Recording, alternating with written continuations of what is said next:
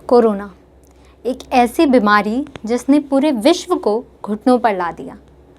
इस बीमारी का कहर अब तो धीरे धीरे गुजर रहा है, लेकिन इस बीमारी के समय में जो देवदूत बने हमारे डॉक्टर्स, कोरोना वॉरियर्स, वो भी इस संक्रमण की चपेट में आ गए। नमस्कार, आपके साथ मैं हूं आंचल पांडे और आप देख रहे हैं इन खबर। आज हम बात करेंगे एक ऐसे ही कोरोना वॉरियर की जिन्होंने कोरोना के समय में बिना अपनी चिंता किए लोगों की निस्वार्थ भाव से सेवा की, लेकिन अब वो खुद कोरोना की चपेट में आ गई और इस दुनिया से चल बसी।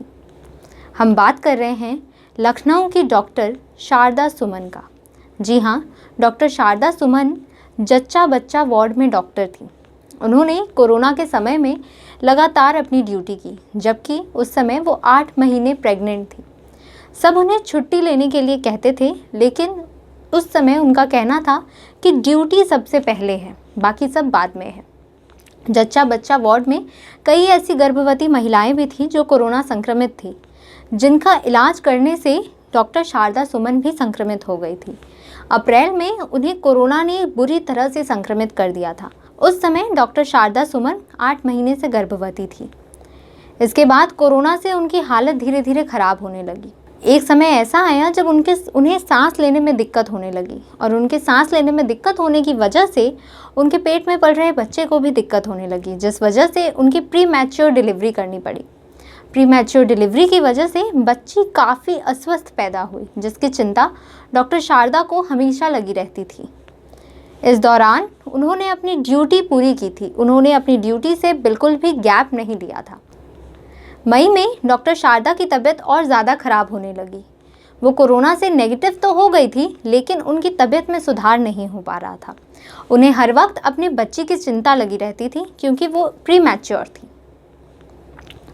धीरे धीरे डॉक्टर शारदा की दिक्कतें बढ़ने लगी और उन्हें आर्टिफिशियल चेस्ट ट्यूब लगाया गया।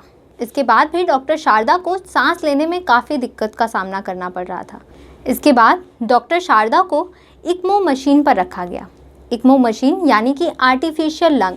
ये आर्टिफिशियल लंग का काम करती है। शरीर के जो भी हिस्से जैसे कि दिमाग, दिल, लंग, किडनी या फेफड़े जब खराब हो जाते हैं, इस मशीन के ज़रिए मरीज को मदद दी जाती है। डॉक्टर शारदा को 52 दिनों तक इस मशीन पर रखा गया, लेकिन फिर भी इसका कोई फ़ायदा नहीं हुआ। डॉक्टर शारदा को सांस लेने में दिक्कतें होती रही और बीते दिन उनका निधन हो गया। डॉक्टर शारदा के बारे में उनके सहयोगी बताते हैं कि वो काफ़ी हिम्मती महिला थी। उन्होंने कभी भी हिम्मत नहीं हारी थी। कोरोना के समय में जब उनकी तबीयत काफ़ी ख़राब थी और वो गर्भवती थी, तब जब उन्हें सब छुट्टी लेने के लिए कहते थे, तब वो कहती थी कि ड्यूटी सबसे पहले है, छुट्टी तो बाद में भी ली जा सकती है। डॉक्टर शारदा के निधन पर जब उनसे पति से पूछा गया, तो उनके पति का कहना था कि अब मैं इस पर क्या कहूँ, मेरी तो जान ही चली गई है। कोरोना के समय में सबसे ज़्यादा मददगार साबित हुए हैं हमारे कोरोना वॉरियर्स, लेकिन इस संक्रमण की चपेट ने उन्हें भी नहीं छोड़ा। हम कोरोना के समय लगातार निस्वार्थ भाव से काम करने के लिए डॉक्टर शारदा सुमन के जज्बे को सलाम करते हैं।